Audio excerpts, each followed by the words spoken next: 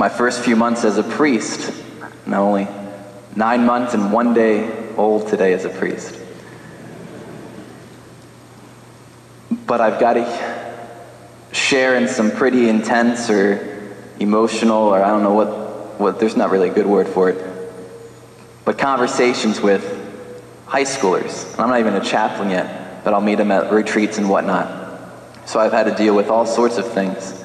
I had to deal with a young girl who was pregnant in high school. And so at a Catholic school, she's very pro-life. I mean, there's no way she's going to abort this child. But her parents have already told her that she's kicked out of the house if she's pregnant. So you can only imagine, I mean, that's a normal thing. And you can only imagine the turmoil that goes into any other young girl's mind and heart, sort of having to choose, am I going to tell my parents and get kicked out of the house, or am I going to just abort the child, We don't make it easy for them anymore. And I understand that, as parents, you want the absolute best for your kid, so you set up these strict rules. But it's just a very dangerous thing to say that, bring home a child and you're gone. Because she probably won't bring home a child. But that doesn't mean the child wasn't conceived. Or I've dealt with young men at a Quo Vadis Days priesthood discernment retreat. Young men who were so depressed, who were contemplating suicide. And you think, oh, these are good kids. They're at a Quo Vadis Days retreat. They're thinking about the priesthood. But yet even they're struggling with these great things. The statistic says 1 out of 6 kids, teenagers, will contemplate seriously committing suicide. 1 out of 6. I've had to deal with young girls on a retreat who have, these are on a Catholic retreat, so they're all excited about their faith, they're on fire. And many of them have heard for the first time on this retreat, how beautiful God has created them to be. And they come in tears and they tell me how they've been sober, they've been free from throwing up for 1 week now, and they just want to give it up. They're tired of being bulimic. You just have such brokenness right now because they've never known anything else. They've never known any other image besides that perfect model girl. Or the young men who were trapped into the cycle of pornography addiction from the time that they were 10, 11, 12, that they want to break out of it, but it's so ingrained because they've never known anything else. So we've developed a culture that they have to grow up in. And so it's no wonder that they're going to fail us. And I say they, I mean we. Us young people, we're going to fail y'all at some point. So be easy on your children. Because they've never known life without the internet. They've never known life without cell phones. Which is ironically why they can't talk on the phone. Because they text the whole time. So they're socially inept in that respect. If you ever tried calling a kid, you might understand. I love when I call them, get their machine, and then they'll text me back a minute later. Because they were right there and they saw me calling, so they didn't want to talk, they wanted to text. They've never known pop culture that didn't, idolize sex. They've never known a sitcom in which people weren't sleeping together. I mean, they didn't have Full House or Home Improvement like I did.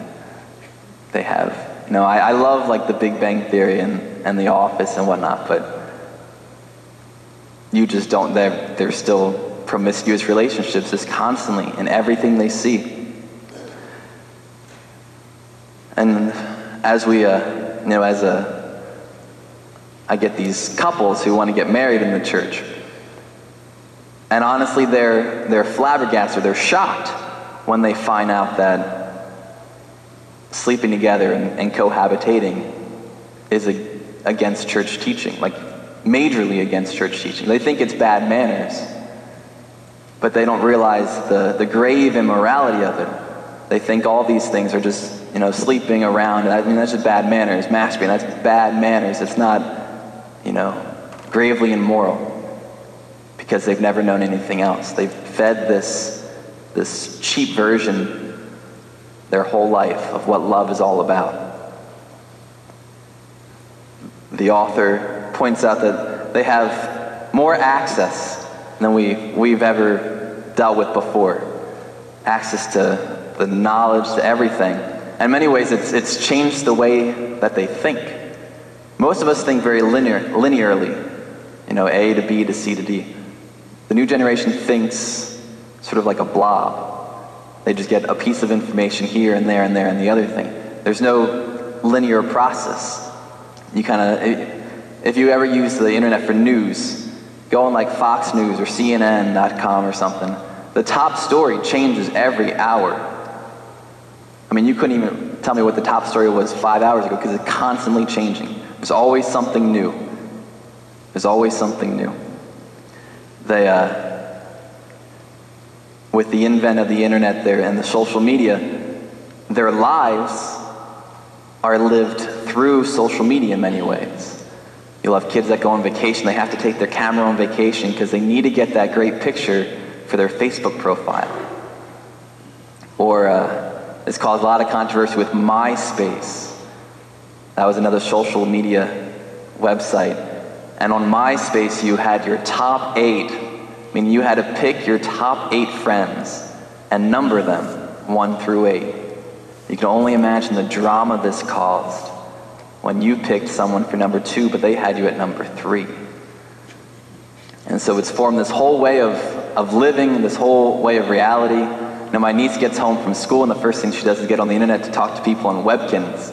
These little kids. My 6-year-old niece knows more about the internet than I would ever think that anyone would know at 6. But and it's a whole new way of looking at authority too.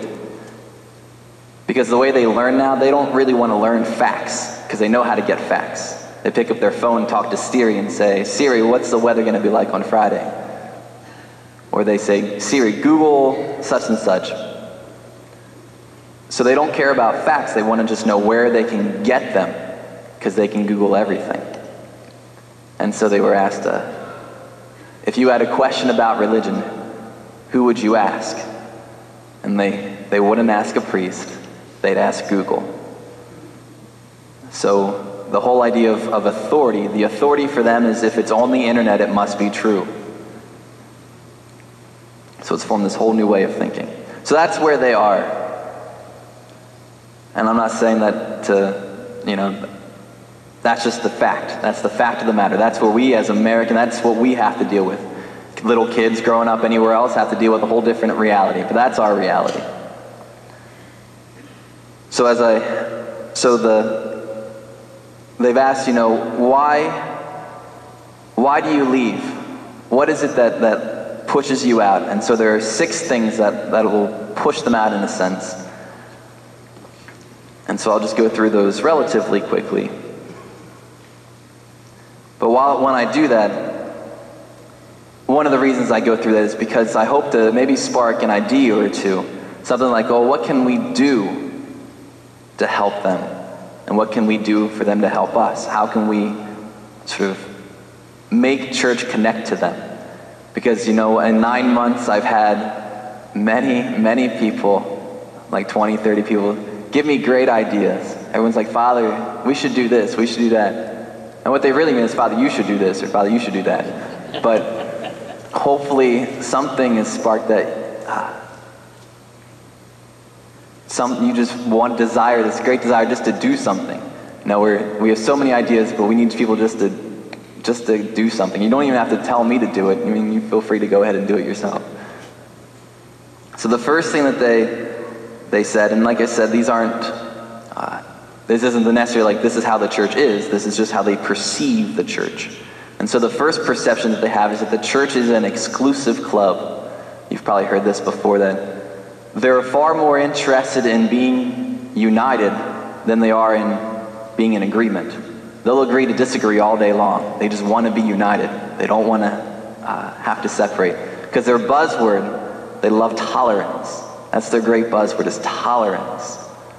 And so what that has become to mean for many of them is everyone has their own individual truth. I just tolerate your individual truth, you tolerate mine. And so that's where their thinking comes from, because that's what they've been fed their whole life. That's what they've been fed.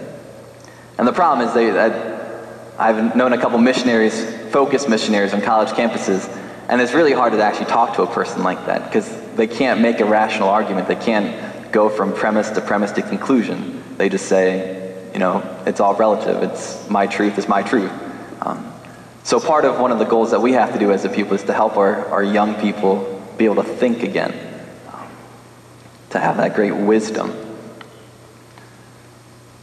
So I'd encourage you, if you struggle from maybe like a sort of a laissez-faire approach to the faith, like, believe what you want, it's okay to believe what you want, and you have no desire to actually, if Jesus Christ hasn't affected your life to make that he's number one and your relationship with him is number one, and he's the reason we get up in the morning, if that faith hasn't struck you, then it's not going to strike them.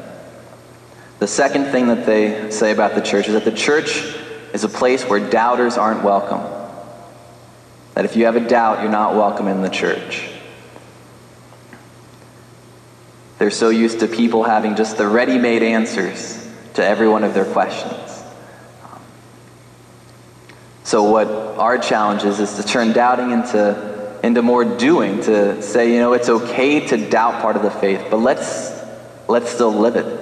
Let's live it like we're called to live it. Let's go out and do proclaim the word, go out and do the works of charity. Let the actual, practice of the faith confirm the doubts about it.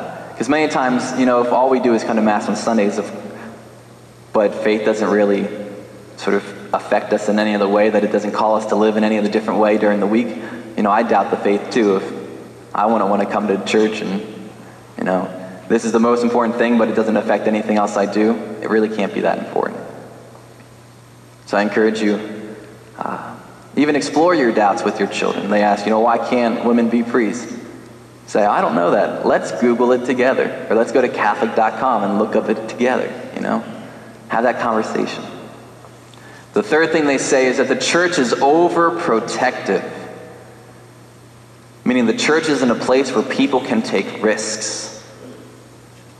The church is all about the status quo.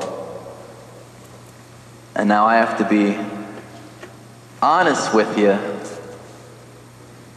As a priest now, as a millennial, as a priest, I am far more interested in helping people become saints than I am in getting people into the pews. I'd much rather have a church of a few saints than I would of a whole bunch of people who just think Christianity is a mediocre religion. That's sort of that's the mindset of this priest, and that's sort of the mindset of the priest that you'll be getting in years to come. And I read a great article, one that has struck me back in college seminary. It was presented to us. This was like our second year. And it asked the question, why would anybody want to be a priest today? Because obviously, 50 years ago you could become a priest and there was a lot of honor with it, there was a lot of respect. Frankly, we're not respected that much anymore. Father Rutan tells the story of when he was a newly ordained, when he got spit upon at the grocery store. No one really likes Catholic priests that much anymore. But it said that the one reason that you would still be a priest in today's world is because you had a burning love for Jesus Christ. And that alone is the only reason you would do it. And I would dare say there is no other reason anymore to be Catholic than unless you had a burning love for Jesus Christ.